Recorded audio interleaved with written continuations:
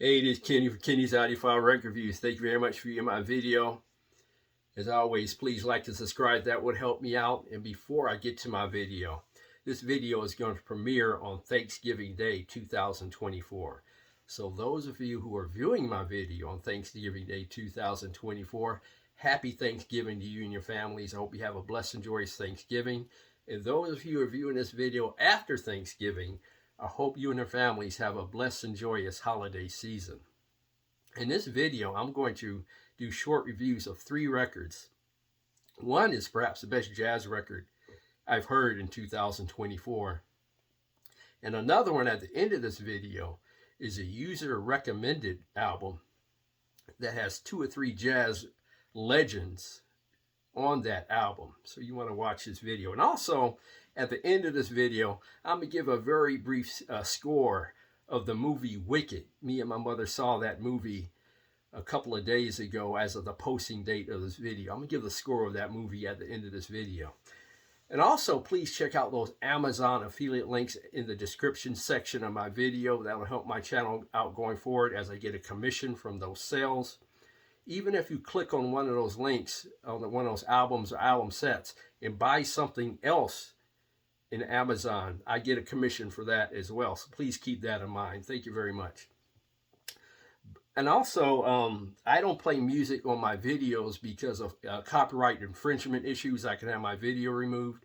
So please keep that in mind. But the albums that I'm featuring in this video are, for sure, are most likely available on YouTube. But I'm going to start off with an album that I think is probably the best jazz performance that I've heard in 2024. Now, this album was not issued in 2024, nor did I buy it in 2024. I just played it this year. In terms of records I played, this is probably the best performance. I bought this record decades ago, but hadn't listened to it in years. So this is the best jazz record, or just best jazz performance 2024 in my mind. The name of the album is Fuji. Now, I'm going to mispronounce this trumpet player's name and his sextet, and I apologize for that in advance, but I'll show it on the screen. Name of the album is Fuji.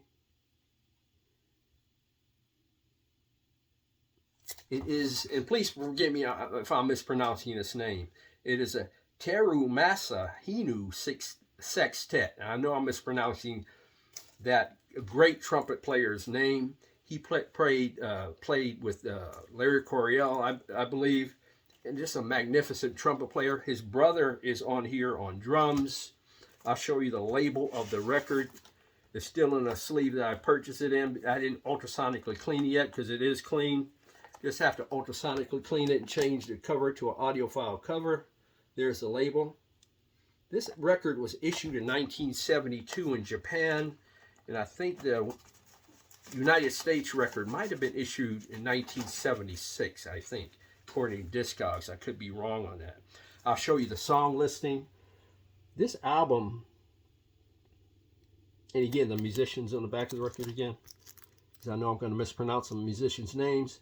This album is more of a free jazz, jazz fusion, straight ahead jazz type of venture. I pulled this record out during a listening session because, like I said, I hadn't listened to it in years, and I was blown away by this album. I hadn't listened to it in a long time, and it's the best album perhaps I listened to in 2000. Jazz album I listened to in 2024. Heck, it's probably the best album I listened to in 2024. This 3 of the compositions are by Terumasa Hino himself. The first 2 on side 1.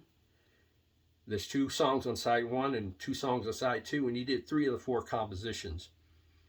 And just the straight ahead jazz, the free jazz and slight elements of jazz fusion, the way they play jazz on this record, this is an example in my mind, at least the way I like to hear jazz, of jazz played right, in my opinion, in terms of the cohesiveness of the musicians, the interplay between the musicians, the interplay of the musicians in a free jazz, improvisational jazz space.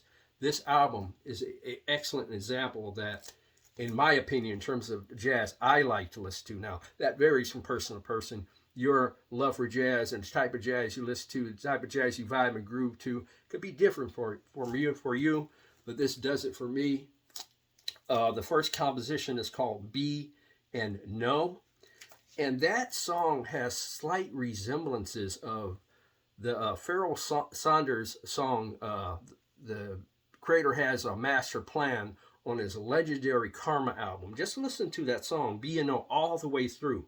And there's very slight resemblances of that song in terms of, the spiritual, emotional jazz style on that song, Be and No. Just great jazz play on that song. These musicians on here, like I said, just play tight. They play well together. It's almost like you've been playing together for years. But that is amazing composition. And the second one, called Reaction, listen to the bass player. Listen to the bass player just work on that song.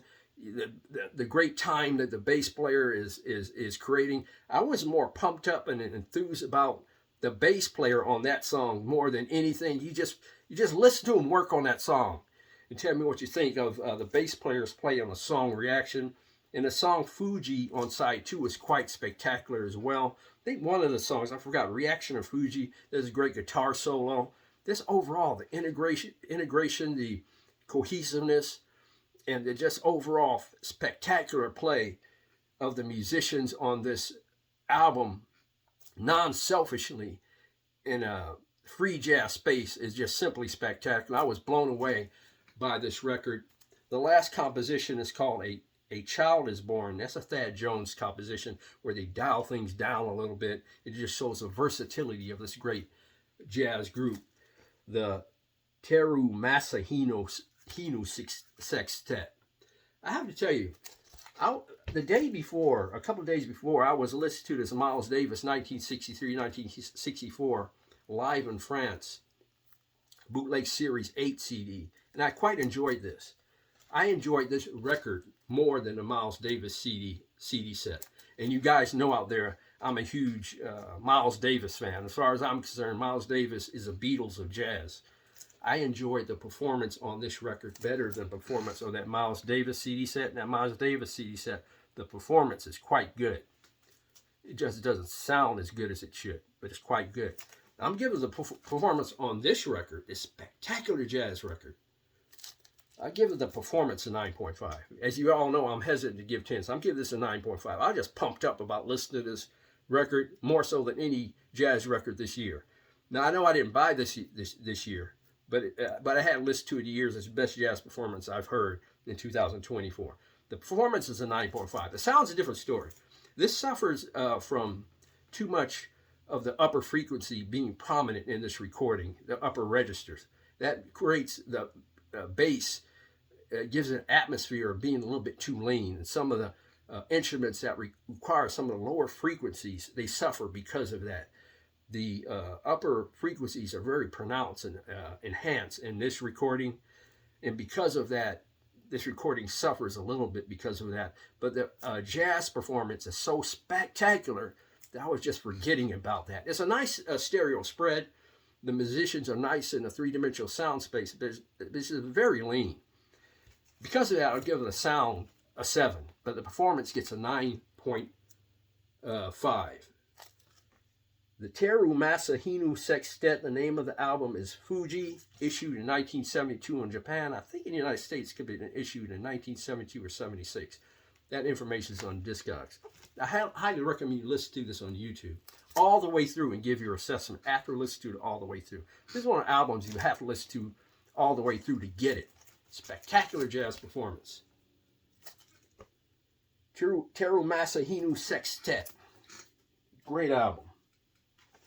The next album I'm going to mention or review is an album that was a television series soundtrack, but it's a jazz album nonetheless. A lot of these television series soundtracks that were issued in the late 50s, early 60s were jazz albums, big band jazz albums in disguise, and this is one of them. The television series is called M Squad, and it starred Lee Marvin. The television series was on NBC from 1957 to 1960. Lee Marvin, after this series, later on went on to win an Academy Award. What a great American actor he was. This album is a great example of big band jazz during that era. This album was released the year before I was born, but I'm into this album, this big band album. And this album, oh, by the way, won a Grammy in 1959 for Best Soundtrack Album and Best Background Score for Television or Movies. It's a Grammy Award-winning album. It's an underrated album, a great big band jazz album. You want to concentrate on if you listen to this on YouTube, concentrate on the first song. It's called M Squad Theme. And the second song on side 1 is called The Chase. The last song on side 2 is called The End. Great big band jazz compositions. A spectacular listen during my listening session. A great big band jazz album. I must say, mine is a mono record. Now, this is a first pressing mono record. It was a RCA Victor 1S in the dead wax stamping, I should say. It's original pressing, but it's mono. I wish I had stereo. I'm going to seek this out on CD because RCA, especially in their classical realm, they were making great recordings in the late 50s. So I'm intrigued how this would sound in stereo. So I'm going to seek this out, the stereo version on this at some point, because I was quite entertained by this record. Now, this record has great jazz musicians on it, like Benny Carter is on the record, and Frank Rosolino is on the record as well. This is a legit jazz album, a legit big band jazz album. The sound of 8 and the performance of 8 on this 1959 album. Like I said, I'm going to seek it out in stereo. The mono sounds good too. And the last record I'm going to mention is a user recommended album. I think he recommended it during one of my, like I said, jazz fusion, top 10 jazz fusion records of all time, or most underrated jazz fusion record of all time. And when you first mentioned it, I looked in my collection. I didn't see it. And I said to myself, I know I've seen that cover somewhere, and I must have that record because I have one of those type of memories. I looked again, and it was sitting there under the M section, alphabetized in his name. And it's Alphonse Mouzon. The name of the album is By All Means. And it contains jazz legends Herbie Hancock on keyboards, Freddie Hubbard trumpet, Lee Ritenour, great guitar player, and on guitar, Alphonse Mouzon, drums and percussion. Now, there's different subsets of jazz. You know, there's jazz fusion, you know, free jazz, so on and so forth. Smooth jazz, that's one of them. One of my least favorite subsets of jazz is smooth jazz. To me, that's like R&B instrumental music. Now, I have nothing against R&B music, because that's how I grew up on R&B music. I love it. But it's my least jazz subgenre. That's going to come up in a second. This, some people might think of this as a jazz fusion record. I think of this is more of a smooth jazz record to me, in terms of my ear, my way of thinking. Now, grant you, there's some great performances on this record by Herbie Hancock, especially on the song Do I Have To, and a great solo by brother Freddie Hubbard on the song, the last song on side 2, called By All Means.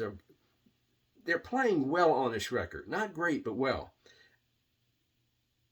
My enthusiasm for this record does not match my viewers' enthusiasm for this record.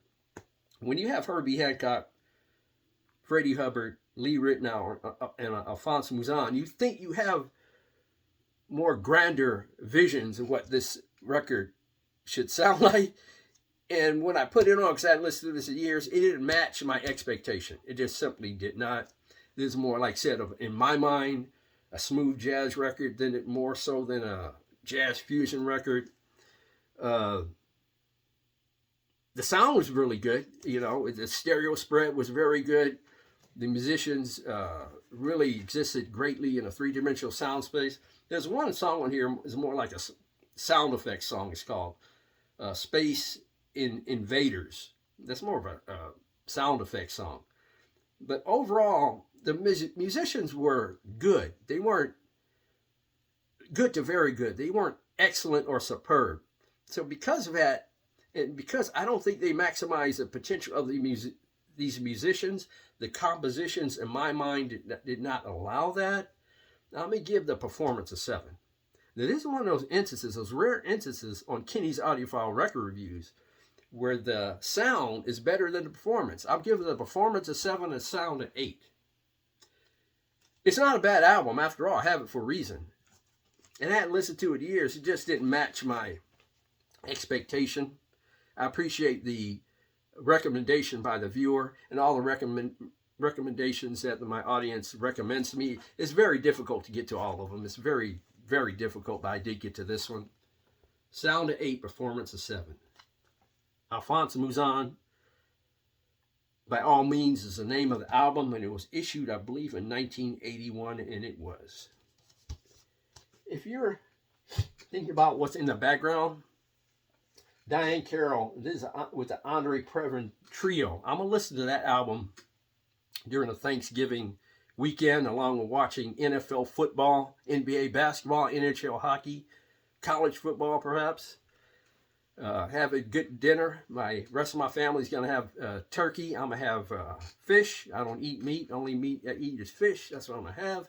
His other album, Mose Allison, his brother can sing. Boy, he has an underrated voice. Enjoy listening to him. Getting to the movie Twisted. I mean, not Twist, but Wicked is the name of the movie. Wicked is the name of his movie. It was issued around the Thanksgiving holiday 2024. Me and my wife saw it a couple of days ago as of the posting date of this video. I looked at that bit of movie and I said to myself afterwards, I told my wife, as we left the theater, we was going to get some sandwiches after that, I give it either a 10 or a 9.5, and I was struggling between the score. I settled on a 9.5. I'm very rough on movies, and you rarely see a movie that's a perfect 10. I give it a 9.5. What an entertaining movie that was. And it was a great movie to watch and hang out and fellowship with my beautiful wife, which I love more than anything. Wicked, a 9.5 on my scale. Please leave your comments in the comment section below if you have any of these records. Please like and subscribe. God bless, strong love, and please keep the peace worldwide.